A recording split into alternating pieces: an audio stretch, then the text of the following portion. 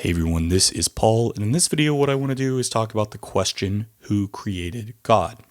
Now this is a fair question for a child to ask, and I don't mean child in a condescending way.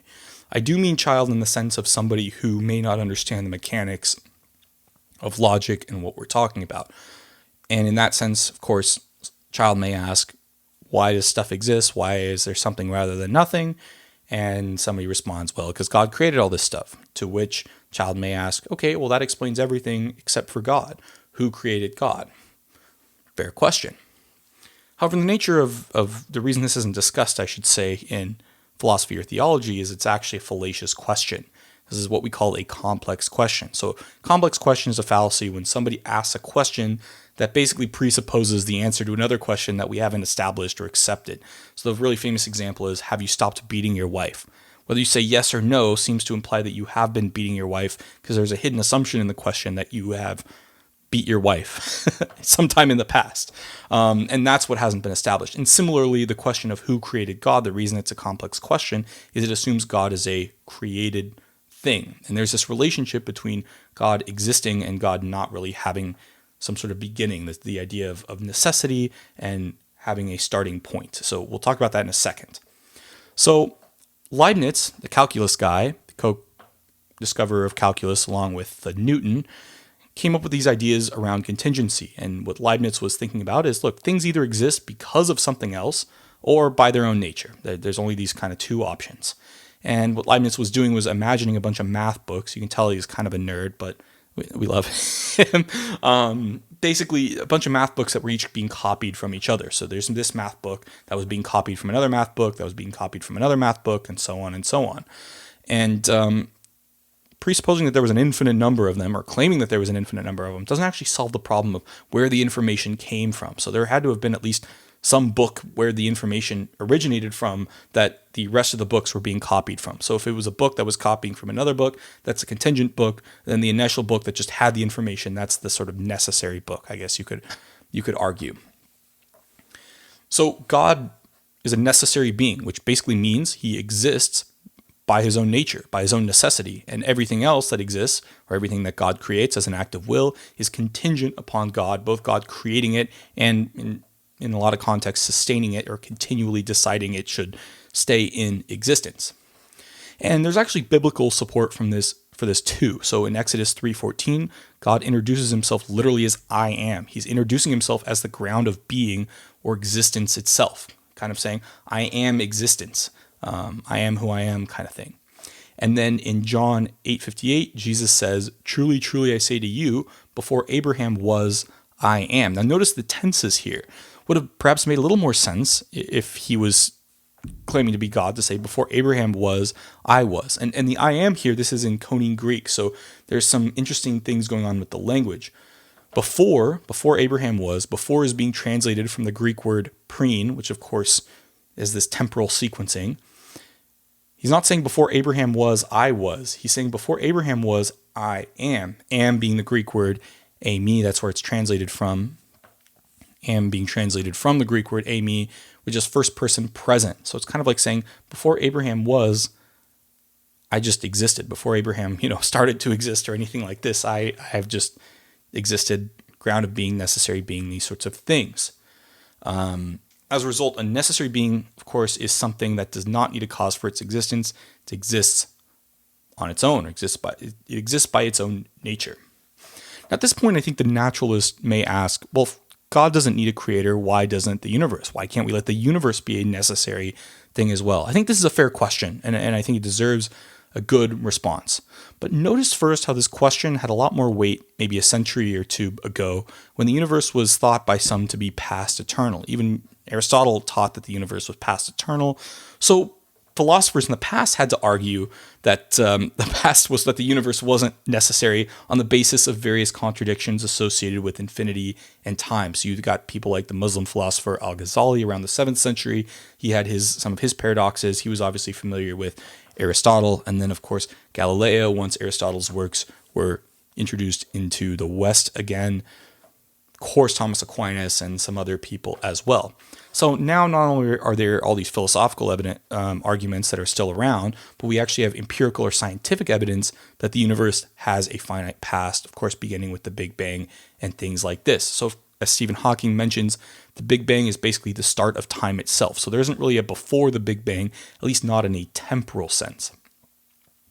As a result, it's difficult to make the implication that the universe is necessary if it just seems to happen, if it just seems to just start and come into being.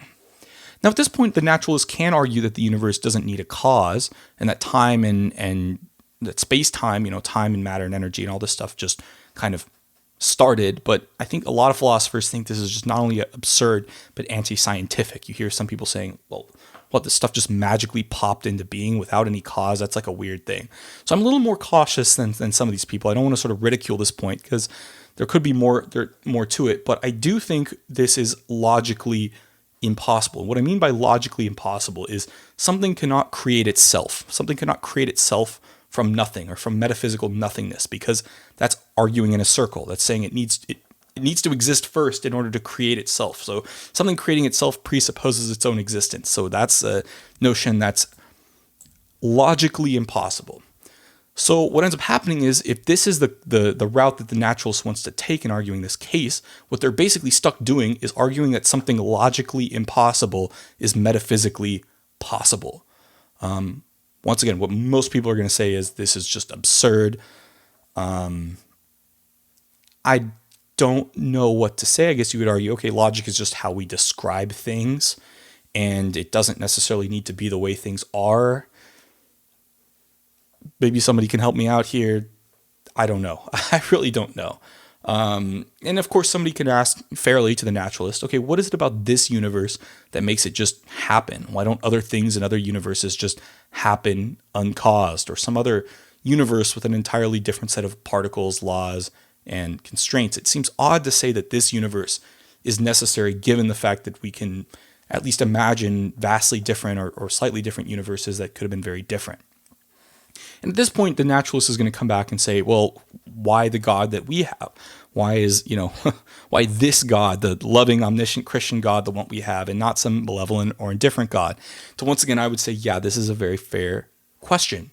As Wittgenstein said in Investigations, all explanations end somewhere. And I think the answer that I would give to this question is just, this is what we get.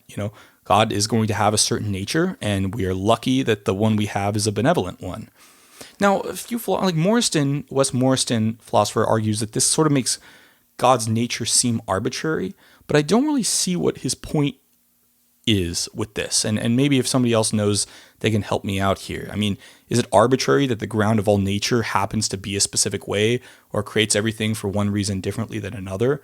And perhaps put differently, with Morriston, who I should say is usually a theist, think this objection cuts both ways, right? If naturalism is true, then the constants and everything else we have in the universe seem to be at least arbitrary as well. So by that logic, I don't know. I just find it difficult to see what he actually means by saying arbitrary.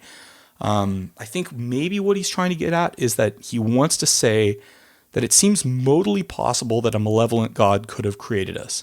And at that point, I would concede that point. I would say, yeah, I think if the necessary being that created all this stuff was what we call bad, then yeah, we would be in a bad position, and there isn't any necessarily logical incompatibility with there being a malevolent God that exists. But of course, then I would also argue our very idea of badness rests upon some standard that I'd argue is grounded in the existence of an benevolent, all good type of God. So you got that kind of problem there. But really the question we should ask is, would we really expect to see the universe we currently see if God was malevolent? I would, of course, say no, but that's a point people can argue. But this is where I think the answer is we have to do more work. We basically have to evaluate whether, if God exists, or the arguments for God exist, what the nature of this God is. Is God indifferent? Is he caring or malevolent? How would we know? Is there such a thing as a revelation? If God does exist, did he try to communicate to us in some particular way? luckily, something like Christianity, you have these arguments from direct experience, like the Holy Spirit, where basically can argue that Christianity provides a justified epistemic pathway to knowledge about God. There's a lot to be said about that, but once again, that gets outside of the topic of who created God. Lots of really interesting questions here. I think really the main thing is, once you understand this distinction between necessity and contingency, this question of who created God is a little bit of a non-starter. But I'm curious what you guys think, and what else is going on. Anyway, have a good one. Have a good year, and Merry Christmas, Happy Holidays, all of that stuff. See you next time.